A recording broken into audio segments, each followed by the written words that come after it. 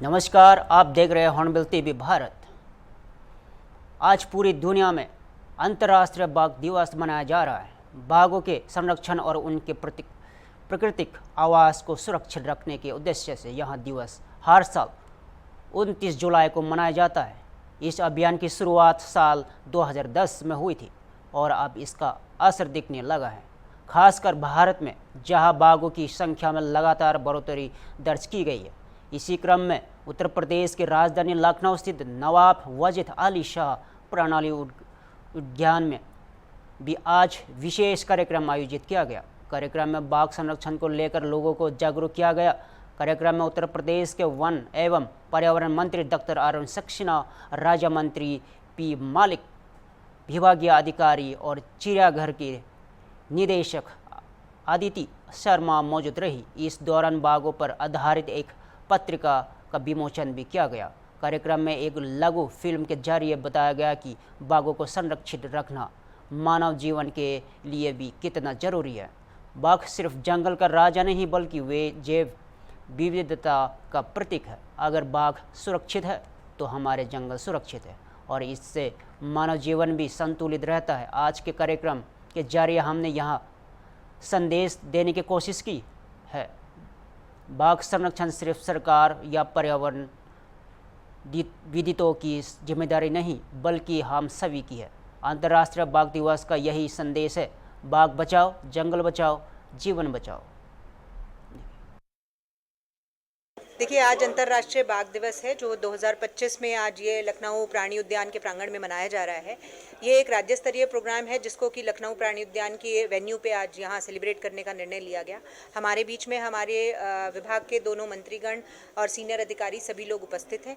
आप जानते हैं कि अंतर्राष्ट्रीय बाघ दिवस इसलिए मनाया जाता है कि ताकि बाघों के संरक्षण के लिए ज़्यादा से ज़्यादा जागरूकता के कार्यक्रम किए जा सके, लोगों को जागरूक किया जा सके, अवेयर किया जा सके कि बाघों का संरक्षण किस लिए आवश्यक है, जंगलों का संरक्षण किस लिए आवश्यक है। जैसे आपने अभी थोड़ी देर पहले भी सुना कि बाघ हमारी एक फ्लैगशिप स्पीशीज़ हैं, अम्ब्रेला स्पीशीज़ हैं। इसका मतलब है कि सबसे ऊपर वो हमारी फूड चेन में आते हैं। यदि हम उनका संरक्षण कर लेंगे तो नीचे वालों को बचाने में और ज़्यादा अधिक सहयोग प्राप्त होगा, जंगलों को बचाने में और ज़्यादा अधिक सहयोग प्राप्त होगा। आप देख रहे हैं कि बहुत सारे मैन एनिमल कॉन्फ्लिक्ट के आजकल केसेस देखने को मिल रहे हैं। आपके बगल में ही रहमान खेड़ा में एक केस हुआ, पीलीभीत दुधवा के आसपास के क्षेत्रों में और बिजनौर के क्षेत्रों में लेपर्ड के साथ भी इस तरह की घटनाएं प्रकाश में आ रही हैं। लेकिन हमको जागरूक होना पड़ेगा क्योंकि हम कहीं ना कहीं हमारी पॉपुलेशन ज़्यादा बढ़ गई है, इतनी ज़्यादा बढ़ गई कि हम जंगलों के एकदम बगल में जाकर रहने लगे हैं और हम कहीं ना कहीं बाघों के जो हैबिटेट है, उनका जो प्राकृतवास है, उसके साथ कहीं ना कहीं छेड़छाड़ करने लगे हैं। तो हमें अपनी जिम्मेदारी समझनी पड़ेगी, जागरूक होना पड़ेगा, समझदार होना पड़ेगा ताकि बाघों का, जंगलों का संरक्षण हो सके। और ये इतने खूबसूरत प्राणी जो कि अगर नहीं रहेंगे तो हमारे जंगलों का सर्वनाश हो जाएगा और प्राणी का जो हमारा मनुष्य की जो जाति है उसका सर्वनाश हो जाएगा। तो ऐसी व्यवस्था की जाए कि हम दोनों सहवास में रह सकें, दोनों एक दूसरे के सिम्बायोसिस रिलेशनशिप में रह सकें। इन्हीं सब चीज़ों को लोगों को बताने के लिए और जागरूक करने के लिए इस प्रकार के कार्यक्रम आयोजित किए जाते हैं। आप सभी लोगों को आज अंतर्राष्ट्रीय बाघ दिवस की बहुत बहुत बधाई और धन्यवाद कि सभी मीडियाकर्मी आज हमारे साथ इस बाघ दिवस को मनाने के लिए यहाँ उपस्थित हैं। आज 29 जुलाई है। आज के दिन को पूरी दुनिया में अंतर्राष्ट्रीय बाघ दिवस के रूप में मनाया जाता है। भारत के लिए यह दिन और भी खास है क्योंकि हाल ही में आई रिपोर्ट के अनुसार जहां बाकी देशों में बाघों की संख्या में गिरावट दर्ज की गई है, वहीं भारत में इनकी संख्या में लगातार बढ़ोतरी हुई है। बाघों के संरक्षण को लेकर भारत का प्रयास पूरी दुनिया के लिए मिसाल बन रहा है। उत्तर प्रदेश में भी इसमें अग्रणी भूमिका निभा रहा है। इसी पर हॉर्नबिल टीवी से खास बातचीत में उत्तर प्रदेश के वन एवं पर्यावरण मंत्री स्वतंत्र प्रभार डॉक्टर अरुण सक्सेना ने बताया कि यह सब प्रधानमंत्री नरेंद्र मोदी और मुख्यमंत्री योगी आदित्यनाथ के नेतृत्व में संभव हो पाया है। हमें गर्व है कि आज उत्तर प्रदेश में बाघों की सुरक्षा और उनके आवश्यक क्षेत्रों की रक्षा की दिशा में ठोस कदम उठाए जा रहे हैं। यह सब संभव हुआ है प्रधानमंत्री नरेंद्र मोदी और मुख्यमंत्री योगी आदित्यनाथ के दूरदर्शी नेतृत्व में। डॉक्टर सक्सेना ने यह भी कहा कि उन्हें गर्व है कि उत्तर प्रदेश का नेतृत्व योगी आदित्यनाथ जैसे मुख्यमंत्री के हाथों में है, जो उत्तर प्रदेश के इतिहास में सबसे लंबे कार्यकाल वाले मुख्यमंत्री बन चुके हैं। मंत्री डॉक्टर अरुण सक्सेना जी हमारे साथ हैं, उनसे बात करें। सर, आज अंतर्राष्ट्रीय बाघ दिवस है और एक रिपोर्ट आई है, उसमें बताया गया है कि जो दुनिया के तमाम देशों की कंपेयरिंग में इंडिया में बाघों की जो थी उनमें बढ़े हुए हैं बाघ। तो इसके पीछे की क्या वजह है और अंतर्राष्ट्रीय बाघ दिवस है, किस तरह से इसको आज मनाया गया है आपकी विभाग की तरफ? आज दुनिया में 3/4 भाग बाघ हिंदुस्तान के अंदर है और ये इसकी वजह है हमारे यहाँ शिकार जो होता था वो रोक दिया गया। शिकार पे बहुत सख्ती है, जंगल के कटान पे सख्ती है। जंगल रहेगा तभी टाइगर रहेगा और टाइगर रहेगा तभी जंगल रहेगा। और हम लोगों ने पूरी कोशिश की है, गर्मी के दिनों में जब गर्मी बहुत ज़्यादा पड़ती है, टाइगर को पानी की कमी ना हो, तो हम लोग वहाँ पे बोरवेल्स बनवाते हैं ताकि वहाँ पानी रहे, ग्रास लैंड बनवाते हैं ताकि वहाँ पे हर्बीवोरस एनिमल्स रह सकें, ताकि शेर के लिए पानी भी मिले, उसका भोजन भी मिले टाइगर के लिए। बाघों को सुरक्षित और संरक्षित करने में विभाग तो बड़ी अपना पहल कर रहा है, लेकिन एक बाघ जो मित्र हैं उनकी भी भूमिका जो है, बहुत योगदान उनका सराहनीय है। किस तरह से ये बाघ मित्र काम करते हैं बाघों को सुरक्षित और संरक्षित करने में? बाघ मित्र बहुत अच्छा काम करते हैं और इनके कार्यों की सराहना हम करते हैं। इनके कार्यों की सराहना हमारे प्रधानमंत्री आदरणीय मोदी जी ने भी मन की बात कार्यक्रम में की। बाघ मित्र जो हैं ये बाघों के बारे में पूरी सूचना विभाग को देते हैं और कभी कोई बाघ अगर जंगल के बाहर आ जाता है तो गांव के लोगों को सूचना देते हैं कि भाई बाघ आ गया, कोई घर के बाहर ना निकले। टेलीफोन से सूचना देते हैं, अपने घरों के अंदर रहो। और साथ ही साथ ये भी कहते हैं कि बच्चों को अकेला मत छोड़ो, कोई भी शौच के लिए जंगल में ना जाए, महिलाएं लकड़ी बीनने या अन्न वन उपज लेने अकेले ना जाएं, खेत में जब काम करें तो अकेले दुकेले ना करें, 3-4 लोग मिल के काम करें तो और अपने आप को मजबूत होकर रहें, घबराएं नहीं, हिम्मत से काम लें। एक आखिरी सवाल मेरा ये है, आप उस टीम का हिस्सा हैं जो मुख्यमंत्री जो हैं योगी आदित्यनाथ यूपी के सबसे लंबा कार्यकाल वाले मुख्यमंत्री बन गए हैं, यानी लंबा कार्यकाल रहा अब तक की, तो उस टीम का हिस्सा है मुख्यमंत्री योगी आदित्यनाथ। क्या कहना चाहेंगे, कैसे ये उनकी उपलब्धि को आप देखते हैं? मुख्यमंत्री जी का कार्य करने का कोई जवाब नहीं है और जनता उनसे इतना खुश है कि जनता योगी जी का बहुत सम्मान करती है और आम जनता को योगी जी से जो स्नेह है उसका कोई जवाब नहीं। उन्होंने इतने काम किए हैं, कुछ कहने नहीं, हर तरफ जनता की बात सुनते हैं, जनता के काम करते हैं और जनता की बेहतरी के काम जितने इस सरकार में हुए उससे पहले कभी नहीं हुए। ठीक है, आप डॉक्टर अरुण सक्सेना जी हैं जिनका साफ कहना है जो अंतर्राष्ट्रीय बाघ दिवस पर तो बताया ही, साथ ही मुख्यमंत्री योगी आदित्यनाथ जी के बारे में बताया कि जितना काम उन्होंने जनता के लिए किया है किसी भी सरकार में या किसी भी मुख्यमंत्री ने नहीं किया। वीडियो जर्नलिस्ट विजय के साथ अनुज चौधरी, हॉल टीवी लखनऊ। उत्तर प्रदेश के मुख्यमंत्री योगी आदित्यनाथ ने आज प्रयागराज में एक अहम समीक्षा बैठक की। यहां बैठक प्रयागराज और मिर्जापुर मंडलों से प्राप्त परिक्रमा योजनाओं की प्रगति और विकास योजनाओं की समीक्षा को लेकर आयोजित की गई।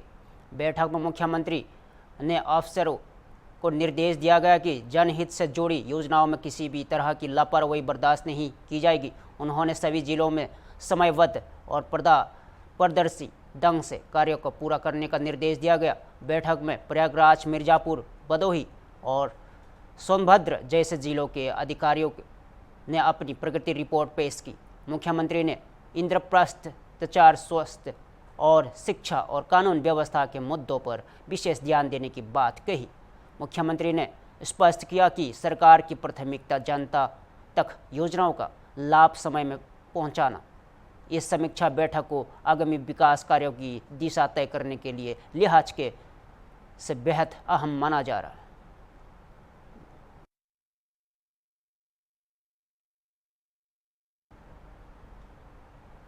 उत्तर प्रदेश के श्रावस्ती जिले में इस वक्त की बड़ी खबर आ रही है।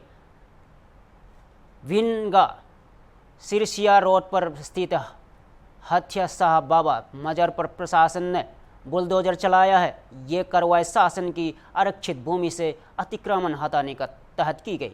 नगरपालिका विभाग क्षेत्र के सरकारी जमीन पर अवैध निर्माण और कब्जों की शिकायतें लगातार मिल रही थी, जिसके बाद प्रशासन ने पहले सीमांकन करवाया और नोटिस भी जारी किए गए। आज यानी 29 जुलाई को प्रशासन की संयुक्त टीम ने मौके पर पहुंचकर मंजर के अतिक्रमण हटाने की कार्रवाई शुरू की। इस अभियान में नगरपालिका, पुलिस बल और राजस्व विभाग की टीम शामिल रही। प्रशासन ने साफ किया है कि किसी भी हाल में सरकारी भूमि पर अतिक्रमण बर्दाश्त नहीं किया जाएगा। इसी पूरी कार्रवाई के दौरान सुरक्षा के पुख्ता इंतजाम किए गए।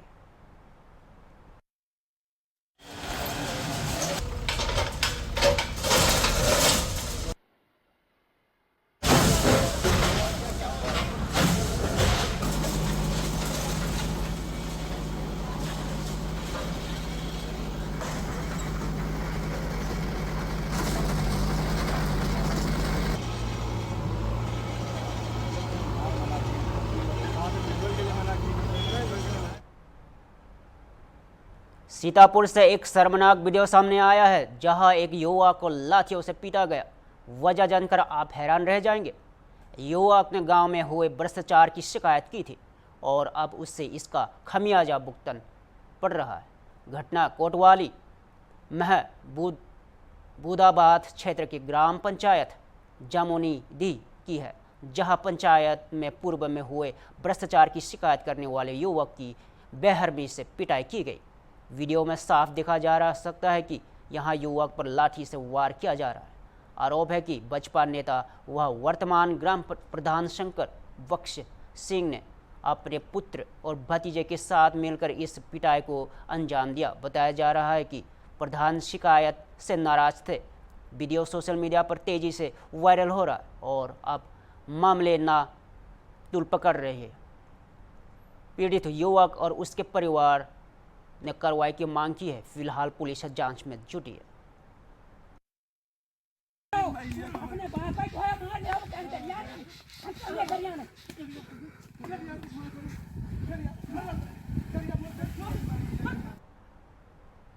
उत्तर प्रदेश की राजधानी में एक नया इतिहास रच गया है। मुख्यमंत्री योगी आदित्यनाथ ने प्रदेश के सबसे लंबे समय तक सेवा देने वाले मुख्यमंत्री बनने का रिकॉर्ड अपने नाम पर लिया है। योगी आदित्यनाथ ने 8 साल 132 दिन तक मुख्यमंत्री पद पर रहकर देश के स्वतंत्रता संग्राम सेनानी और प्रदेश के पहले मुख्यमंत्री गोविंद बल्लभ पंत के रिकॉर्ड तोड़ दिया है।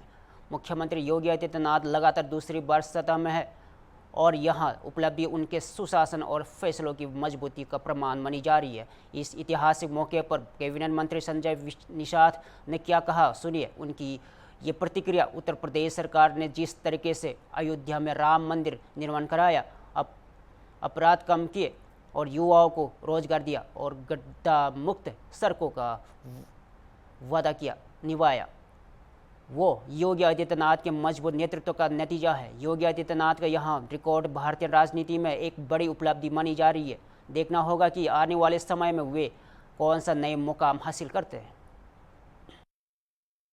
मुख्यमंत्री जी को मैं बधाई देता हूं और उत्तर प्रदेश की जनता को भी बधाई देता हूं कि उन्होंने हमें अवसर प्रदान किया और विश्वास किया और उन्होंने उस विश्वास के साथ काम किया कि उत्तर प्रदेश को सर्वोत्तम प्रदेश बनाया, उत्तम प्रदेश बनाया। अर्थव्यवस्था दूसरे नंबर पर लाया, कानून व्यवस्था है, इंफ्रास्ट्रक्चर है, रोडवेज, रेलवेज, एयरवेज, वाटरवेज भी किया उन्होंने। हम मछुआरों के लिए और मतलब खुशी की बात है और उनको तो बधाई देते हैं अपनी तरफ से कि उन्होंने भगवान राम के मंदिर के साथ साथ उसमें भगवान राम के साथ निषाद राज को भी जगह दिया। अतिथि भवन भी निषाद राज के नाम से बनाया, सब माता सबरी, और निषाद राज के किले को पर्यटक स्थल घोषित किया। 56 फुट की मूर्ति भी लगाई। मुख्यमंत्री संपदा योजना से पट्टेधारकों को 3,20,000 5 एकड़ पर अनुदान देना, एरेटर है महिलाओं के नाम से देना, उनके लिए बीज बैंक के लिए पैसा देना, मछुआ कल्याण कोष से उनको उनके बच्चों की शिक्षा के लिए कि अगर उनके पास पैसा नहीं है, 2 लाख से कम आय है, तो उनके बच्चों को पढ़ाई के लिए देना है। इंटर में है 20,000, BA में 30,000, उससे ऊपर है 50,000। इनके इलाज के लिए एक आयुष्मान भारत कार्ड नहीं निषाद, तो वो भी 5 लाख का कवर है। उसके बाद माता सुकेता, भगवान राम के आद बाल सखा निषाद राज के माता जी का नाम से एक हमने केज कल्चर शुरू की। ये तमाम परियोजनाओं के माध्यम से उत्तर प्रदेश में सभी जाति, सभी धर्म, सभी वर्ग के लोगों को एक साथ सामंजस्य स्थापित करके उत्तर प्रदेश को बेहतर परिणाम देने में, सबसे आगे आने में अब रिकॉर्ड तोड़कर उन्होंने सबसे अधिक दिन काम किया। इसके लिए उनको बधाई देता हूँ। छत्तीसगढ़ में 2 कैथोलिक नैनों की गिरफ्तारी को लेकर राजनीतिक विवाद गहराता जा रहा है। मानव तस्करी और धर्मांतरण के आरोपों के गिरफ्तारी के खिलाफ आज केरल से कांग्रेस सांसदों में संसद भवन परिसर में विरोध प्रदर्शन किया। प्रदर्शन का नेतृत्व कर रहे सांसद शशि थरूर ने इसे वितंत्र करार देते हुए कहा कि को बिना किसी ठोस सबूत के हिरासत में लिया गया है। उन्होंने मांग की है कि नैनो को तत्काल रिहा किया जाए और असली दोषियों के खिलाफ कार्रवाई हो। सुनिए। തുറങ്കിലടച്ച സർക്കാര് അന്യായമായി തുറങ്കിലടച്ച സർക്കാര് ബിജെപി സർക്കാര് ഓർത്തുകളിച്ചോ സൂക്ഷിച്ചോ.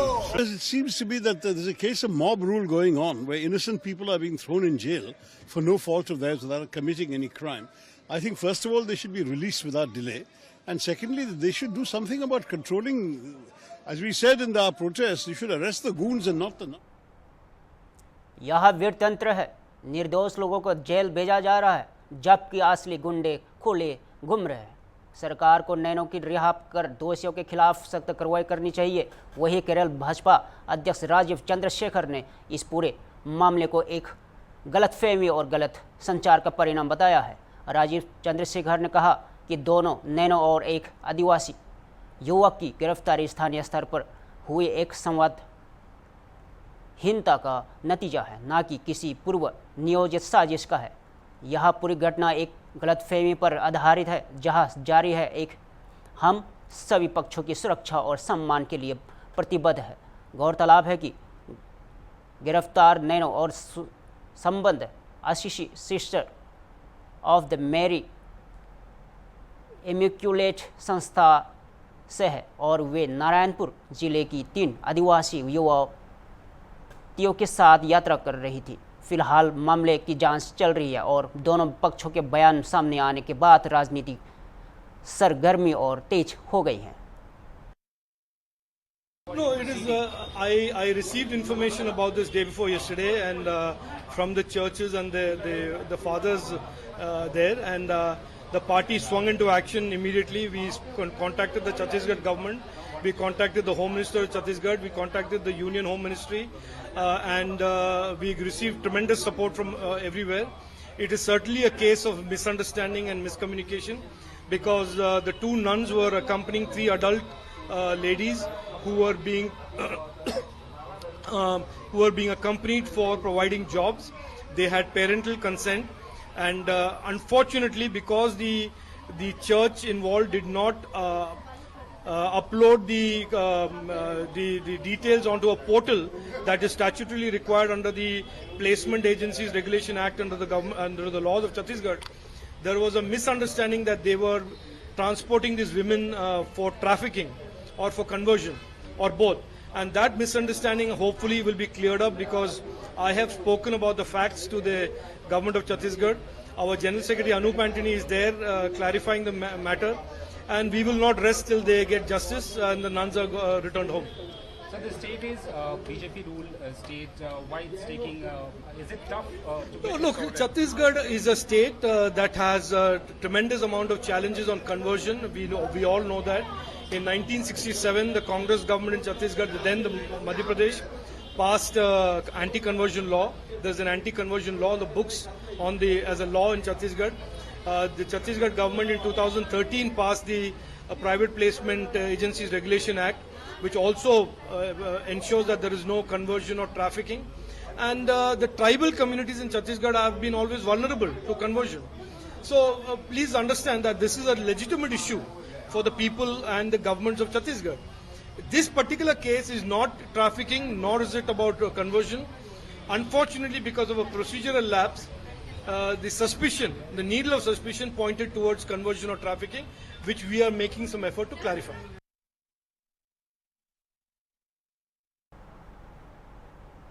राजनीति में एक बार फिर से पाकिस्तान का जिक्र चर्चा में है।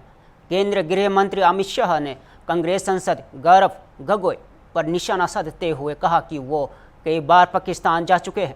इसके जवाब में गोगोई ने पलटवार किया और प्रधानमंत्री मोदी की 2015 की लाहौर यात्रा की याद दिला दी।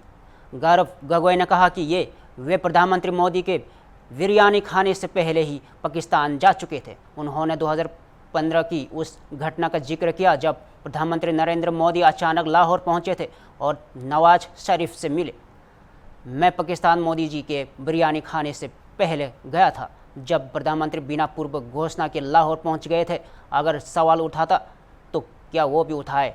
गौरव गोगोई ने बीसीसीआई को लेकर भी सवाल उठाया और कहा कि गृह मंत्री को यहां बताना चाहिए कि उनके बेटे की अध्यक्षता वाली संस्था भारत पाकिस्तान मैच पर जोर क्यों दे रही है। और गोगोई ने कहा कि सरकार आज भी समस्याओं पर जवाब देने की बजाय अतीत को लौटती रहती है। उनका आरोप था कि सरकार अपनी नाकामियों के ध्यान भटकने के लिए विपक्ष पर निशाना साध रही है। सुनिए। कभी गए हो आप पाकिस्तान? तो कई बार गए हो गोगोई, आप सीमा पर गए हो? पाकिस्तान तो कई बार गए हो, फिर से बोलता हूं, सीमा पर गए हो? सीमा के माध्यम से पाकिस्तान गए हो? हमारे जवानों की कठिनाई देखो साहब, -43 डिग्री में पहाड़ पर रहकर नदी नालों के बीच में चौकी करते हैं। कोई घुस गए तो क्या हुआ? कोई घुस गया वो बचेगा नहीं। यहां हम उसको या तो अरेस्ट करेंगे या तो एनकाउंटर में वो मारा जाएगा, बचेगा कोई नहीं। I went to Pakistan before Modi ji went to Pakistan to eat biryani. So I don't know why he brought that. Maybe Amit Shah ji would have been in a better position to say why BCCI is insisting on an India-Pakistan match. I think Home Minister Amit Shah would be in a much comfortable position. He would have much greater knowledge why India-Pakistan cricket match is happening. Right? Again, today was the time to accept the failures of the present government. Instead, they went to the past, and instead, Amit Shah ji wanted to hide his failures behind the valor and the patriotism of the Indian Armed Forces. The Indian Armed Forces performed their duty in Operation Sindoor. The ministry related to the Indian Armed Forces is the Defence Ministry and the Defence Minister whom we listened to yesterday. Home Minister Amit Shah cannot hide his failures behind the valor of the Indian Air Force. Home Minister should have accepted responsibility. Home Minister should have taken moral responsibility. Home Minister should have followed the principles of Rajdhan for the failures of Pahalgam, which is the worst attack on Indian civilians in the past 20 years. फिलहाल के लिए इतना ही। ताज़ा खबरों जुड़े रहे हैं भारत के साथ।